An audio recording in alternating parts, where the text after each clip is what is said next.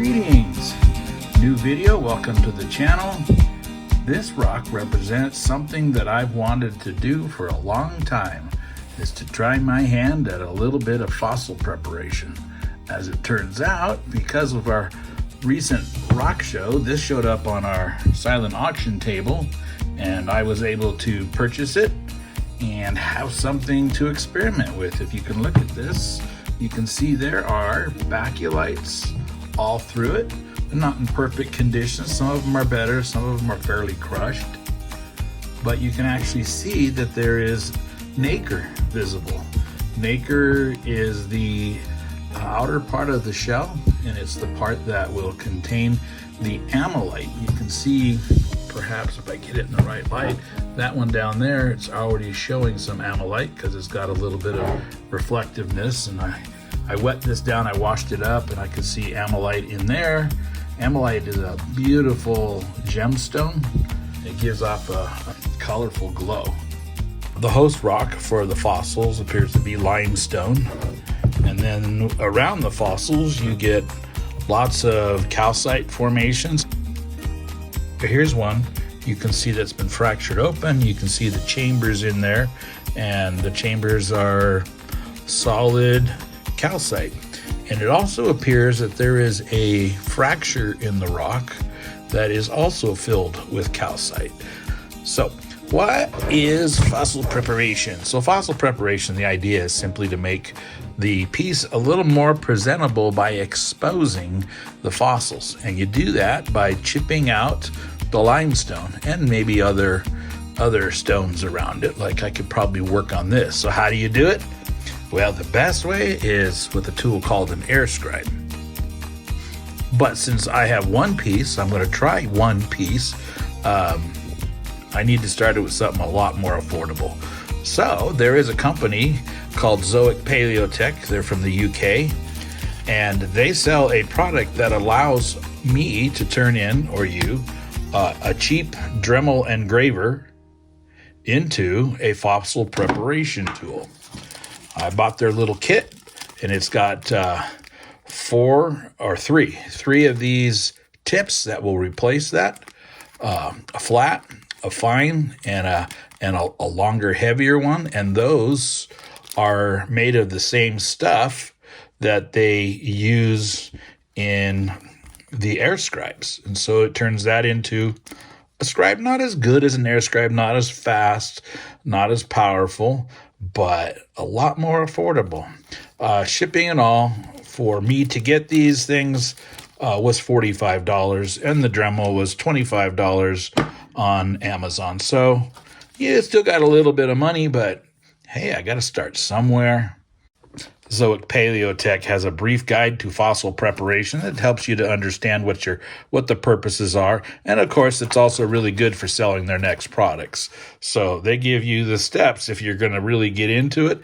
You start with hand tools, an electric and engraver like I am doing. Some of the hand tools we'll use will be, I'll use a buffer, I'll use sandpaper, those kinds of things to bring out the color. Next step, an air scribe and an air compressor. And then I like it, number 3, more air scribes, because one can't be enough. And then, of course, the final step, Theo's been doing this on his channel, and it is amazing. The final steps is an air abrasion. It's like a micro sandblaster, and it removes the smallest pieces of material that is unwanted. So let's see what I can do. All right, let's see. First thing we do is remove the old stylus, and then we put the new one in. We'll start with the flat one first, and it's got a flat side right there. So we'll put that in. I guess I got to get the little protector off. We'll put it in so it's nice and solid in there, and it holds to the flat side. There we go. Okay, well, here goes nothing.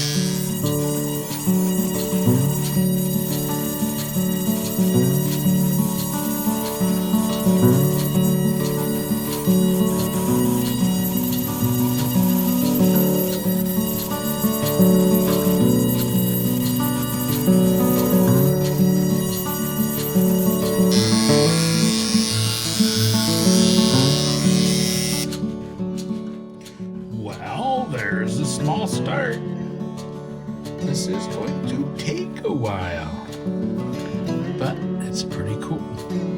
We'll keep working that out. I got some there. I got some in here. I'm not sure if that is. Let's see what that is right there. Let's see if this will come out.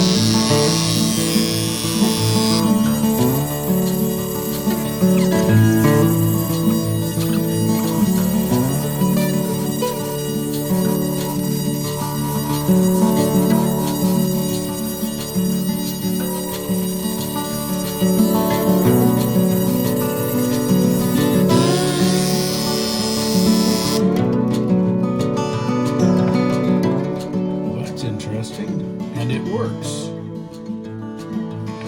It's hard sometimes to figure out what is limestone and what is calcite and what is baculite.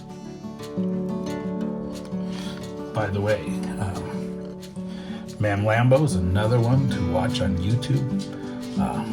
Check out his channel. He's down in New Zealand. He's an Aussie down in New Zealand. He finds stuff all the time. And he puts hours and hours. He's become very adept to the process of prepping fossils. And as I shared, Theo Kellison, he's another great, that's the name of his channel. Look that one up. Those guys are really neat guys. And they love doing this, and their love for what they're doing has caused me to want to give it a shot. Here's what we've got so far. Tips, at least I've only used the flat tips so far. I don't know if you can see it there, but it looks like a screwdriver tip, but really tiny. And wow, this is pretty cool. You can see these areas here. I was able to uncover this right here, and here you can see quite a bit of amylite in there. Haven't even polished it yet. Started to uncover a few things. Found something here. It looks like a little turritella type shell. And then here, that's a little tiny ammonite.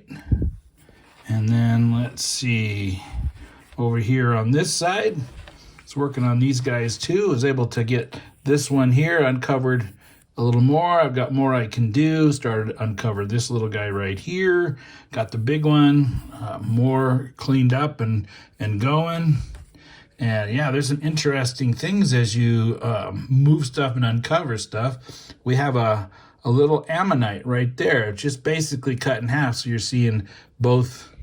Let's see if I can get it here. See if you can see it. There's an end there and an end there, and you're looking at like the donut broken in half, and you're looking at the inside edge. And then I noticed that over here in this little section of limestone, you can tell the difference. The limestone chips pretty easy, but once you get into the dark stuff, I'm pretty sure that's calcite.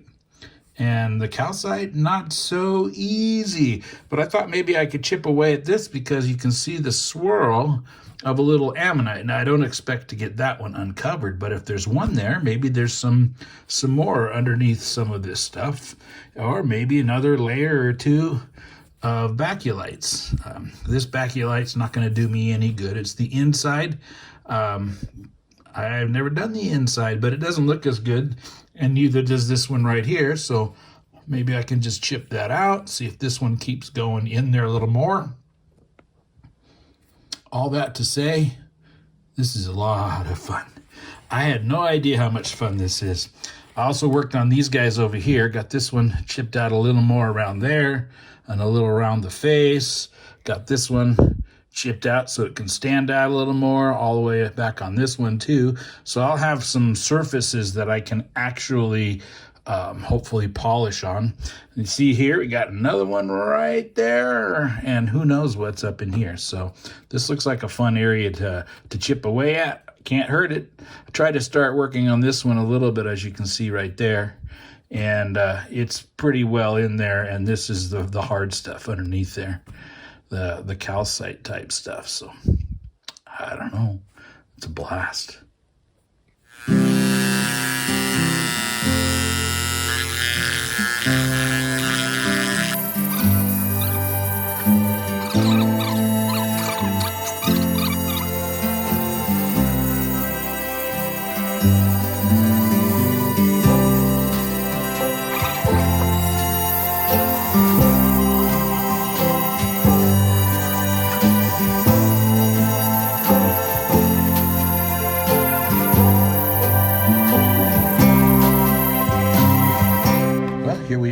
this point. I've probably been working on this for, I calculated, about 5 hours, and it's just a lot of fun.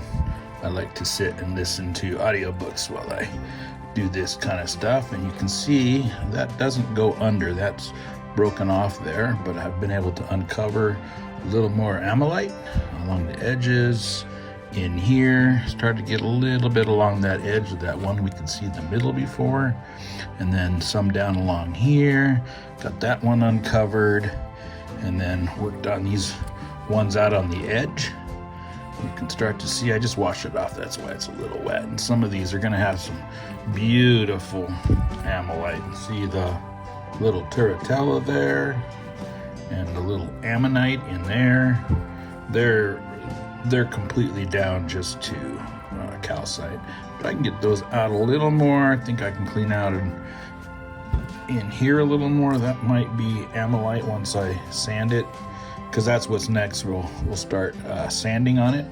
Use some fine paper, and then we'll go some wet and dry, work it all the way down to 3,000-ish probably. That should make it shine up pretty good. I broke off, let's see, this one over here. You can see underneath it didn't end up being supported in there, so that led to this piece right here breaking off, and then eventually in here too, but that's no big deal. You use Instacure and Instaset, and it's fixed in a heartbeat, and probably better than it was before. It's not going to fall off. So yeah, let's do some more. I'm going to call that good for the majority of the excavation. Yeah, I kind of like it. I don't know how much I should or shouldn't do. I've never done it before, but I've got these two little guys excavated out pretty good, and I got some color, pretty much some color on all sides except for the back side. So next, what we're going to do is I'm going to put the fine tip here instead of this little chisel tip, and it's a long one, so I can reach down and chip out anything that should be loose down in the cracks and crevices.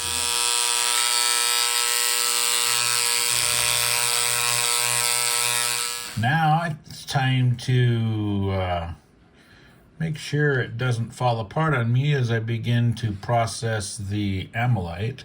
There's a number of these where the flakes, I would stop because the flakes started to come off. This one had a couple like right over here that came off. And it's not that it's terrible, because you can see the little oak leaf pattern in there, like it has some up in here too, which you may be able to sand down to that. But what I need to do now is stabilize it so I don't lose any more of the little flakes of nacre. So here's what I have. I just made up a little bottle of this Paraloid B72, and it's an acrylic resin. It comes like this. You can buy it like this. It's if you buy it in bulk, it's really cheap. This is probably enough for me for a lifetime. I use a very small amount. I'm mixing it right between 4 and 5% by weight with acetone. And so that's in here, and the acetone will penetrate really well. So I will start putting the Paraloid on here and make sure we don't have any of this nacre that wants to flake off. This will penetrate everything. It'll get into every crack because of the viscosity of the acetone. So start up here and let it run and soak in. Make sure I get every part covered. And then I'll start with some wet and dry sandpaper. Now, according to Theo Callison, he says you get the best color when the surfaces are level. I'll start with a little bit of 400 to see if I can get it level. 400 with a little bit of water. I'll move up to 3,000. And from there, I hope that will give it enough polish, and I'll probably, as nice as that that B72 stuff, put a coating on here, a very thin coating, but enough of a gloss coating to make some of the color shine. I'll probably just do that again, since it's my piece and I'm experimenting with it. Well, that was messy, and my fingers are sore. Brought it to a really nice shine. I think that's about what I can do to get the color out. I got another step I want to do in these areas here where the calcite built up.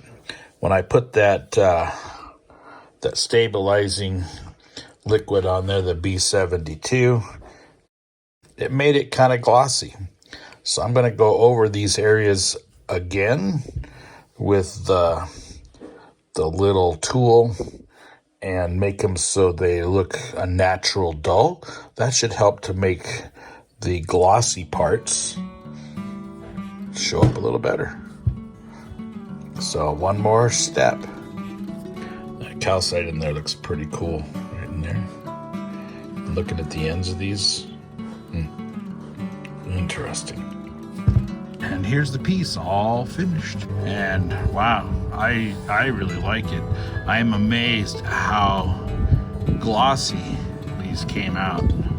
And yeah, there's some nice color up in here. You can see that's probably been the best one. But even as you turn it here, you can see the amylite color shining back through there. Beautiful. And then if you look, let me change this here, see if I can bring it a little closer and still be in the sun.